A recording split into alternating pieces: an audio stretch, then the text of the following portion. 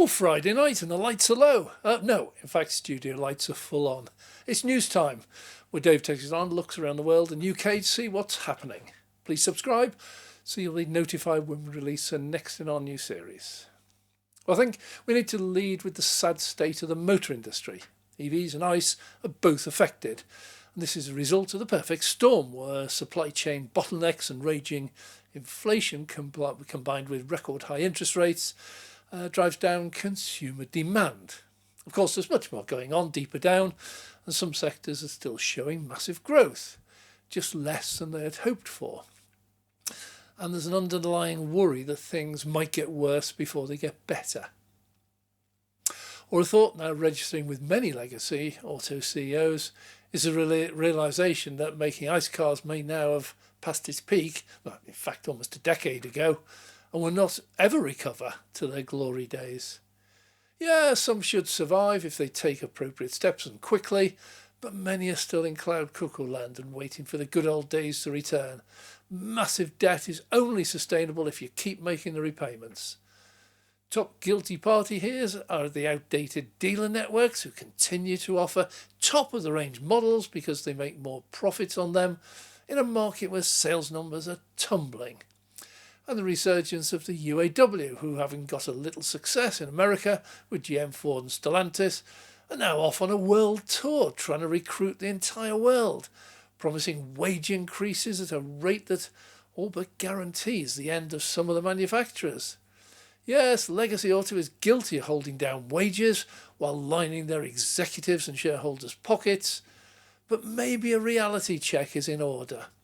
In my opinion, what the UAW is doing is the equivalent of selling tickets for the Titanic's return journey to Southampton in the belief that the iceberg that they just hit is, it's just a minor scratch. Well, the EV sector does surge ahead, showing continued massive growth. A supermarket or a clothes store may work to increase their growth of sales by 10%, but EVs are seeing 50% growth all around the world. And while some, or in fact many, or most of legacy automakers' efforts at making compelling affording EVs has collapsed, dedicated EV manufacturers are booming.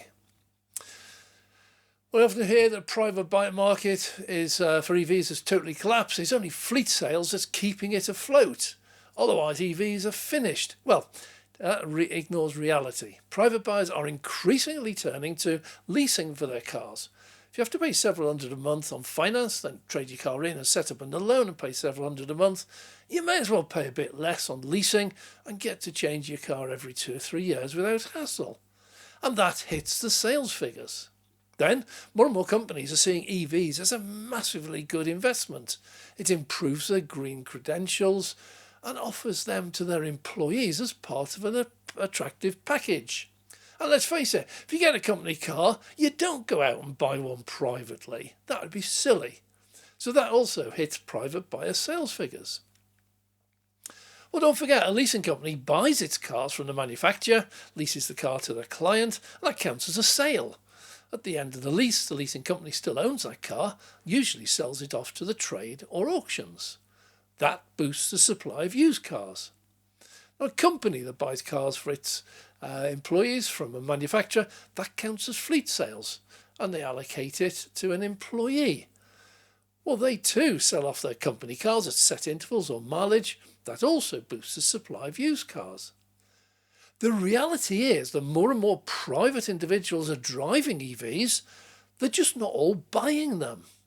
And since there are more than 4 times as many used car sales each year than new car sales, those used cars being returned by the fleet and leasing companies will be snapped up.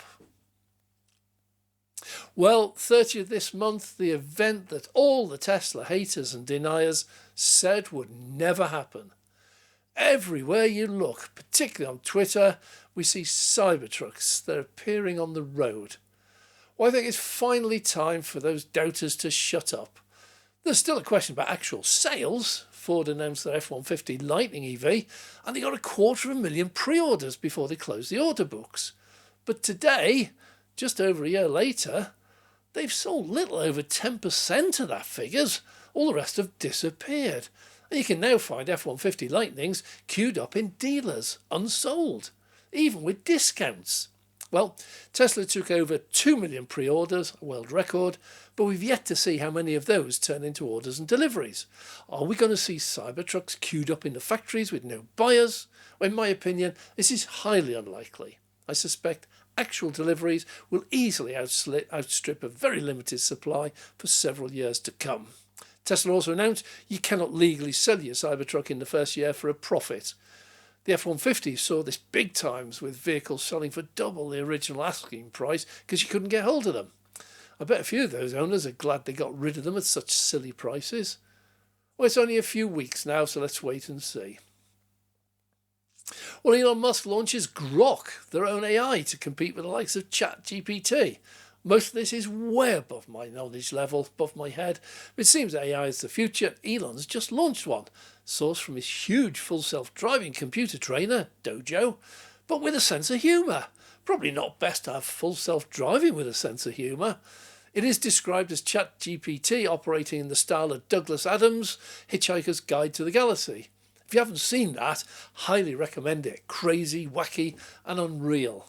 Well, what else did anyone expect from Elon? Well, America's just beginning to struggle with competition from China. On the one hand, they do make really cheap and quite good cars, especially their EVs, which are a generation ahead of most America's legacy auto industry. They buried their heads in the sand for far too long, hoping EVs would go away. They didn't. Now they lag behind. President Biden is mulling over a massive tariff on Chinese EVs and a ban on the Chinese working with home industries on joint ventures like EV battery plants. There's one in Michigan, for example. It's been promised that there are over 2,500 local, well-paid jobs on offer, but Biden looks set to ban that because he doesn't like the Chinese. Well, the sad fact is we live in an increasingly global economy, but draw a line in the sand at certain points. For example, Apple has for decades built their iPhone and iPad in China. And Americans, eliminating many jobs, people snap them up. Nike make trainers there. Many high-end clothesline manufacturers, they're all taking jobs away from the US. Those are seemingly okay. But a joint venture with China for batteries on American soil, creating 2,500 new jobs? Nah, absolutely banned. Well, monopolies and trade tariffs work. Well, they work fine in the very short term, but often come back to bite you in the medium to long term. In a stagnant economy, where are all the Americans going to get their cheap plastic toys from for Christmas? Well, Geniepoint hits back at EV doubters, smashing the common myth that EV batteries will end up in landfill sites. Apparently, 98% of all the materials can be recycled, and the cost of recycling is far cheaper than going and mining those chemicals from scratch. Well, good on them. VW, meanwhile, are meeting to discuss laying off 20,000 employees in Europe. Obviously, the unions are against it, but the truth is that VW has not managed to transition from ICE to EVs anywhere near quick enough, despite starting earlier than most, and both their EV and ICE sales are dropping alarmingly. Unions in Germany are very powerful, so this is likely to end up in a battle. Any bets who wins? China, meanwhile, has its own problems. Having come out of an incredibly extended lockdown after COVID, their economy has gone from bad to worse. Wild speculation in the housing market, wild speculation in the EV taxi and rideshare world, both thanks to excessive government subsidies and grants, leaves China facing massive debts and recession. And if the US does impose tariffs and sanctions, that can only get worse. Well, it's strange, as nobody else thought that Biden wants to ban Chinese cars because the government subsidises them, while he has just passed the biggest clean energy subsidy ever for EV motorists in America with his Inflation Reduction Act. Pot, kettle, etc. Well, in the UK, little changes, nothing Rishi does to try to cheap his job seems to help. Bold new plans, U-turns, sacking cabinet members. His hope for a second term seemed less likely than ever. Watch out for new measures and ideas, they may get quite wild. Even EVs might get hammered again to curry favour from the ICE motorists, who are far larger in number. By the way, anything he does announce is likely to be for after the next election, and if he wins, it'll be very quickly dropped. Fossil fuel subsidies surged to a record $7 trillion. $7 trillion! Poor oil companies can't quite make ends meet without massive injections of money and grants from governments around the world. Well, it's time they blame Russia.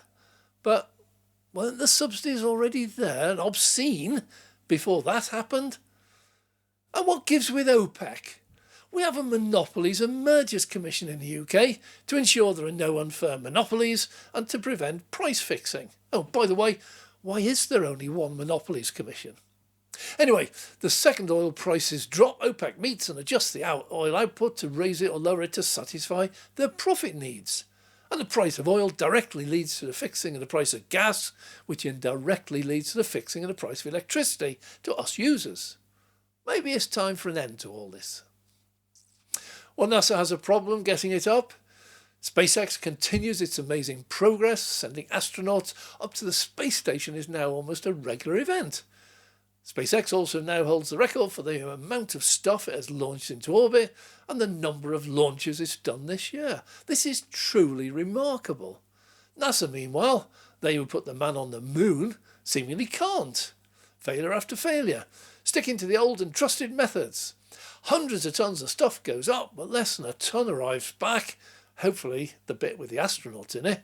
All the rest burns up in the atmosphere or is left orbiting in until it finally falls back to Earth and burns up in the atmosphere. Well, all this is great while the government gives you unlimited funds, but as soon as that dries up, the shortcomings start to appear. Well, Gridserve seem to have hit news each week, and they're doing a fantastic job installing masses of chargers. And there seems to be a little bit of a VHS versus Betamax moment arriving. Well, motorways traditionally have been the place to put filling stations and EV chargers, often dozens of them.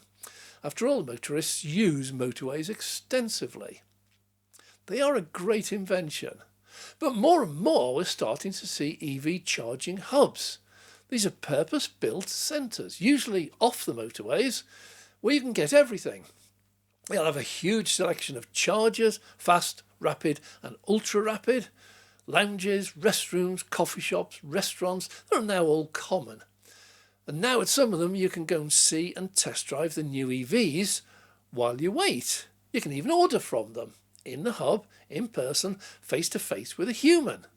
How good is that? Go there, even if with your ICE car, go and have a coffee, go and have a look at some EVs, talk to someone who knows about them, and then go for a test drive. Oh, plus, when you get back, you can actually try to charge it yourself to see just how terrifying, well, more likely simple, it really is. What a great way to bust the myths. And in California, Tesla's just got planning permission for a supercharger with an American-style diner and a cinema. Showing short films, of course. Could this catch on? Could charging your EV become a weekly trip out for the family? Well, it's an interesting thought. But sitting in a purpose-designed hub away from the traffic, roaring past, might just appeal. Megapack grid-connected energy storage batteries are now really big business. It is an ideal business model. You buy one, you connect it to the grid and launch the Tesla Autobidder software that trades, buys and sells energy all day and night, making a very healthy profit. Some days, as Octopus Energy users know and keep saying, price of electricity goes negative. That means the grid will pay you to take it. And this now regularly occurs in the summer in full sunlight but with a reasonable wind, when the solar and wind farms are producing far more than we can need or use. Imagine getting paid to buy electricity and then getting paid by the same people to sell it back to them. Go on, every day. Well, if I had a few million quid, I'd be very tempted. Okay, that just wraps it up for now. Thanks very much for watching. I hope you've enjoyed this. Join us again next week. I'm Dave.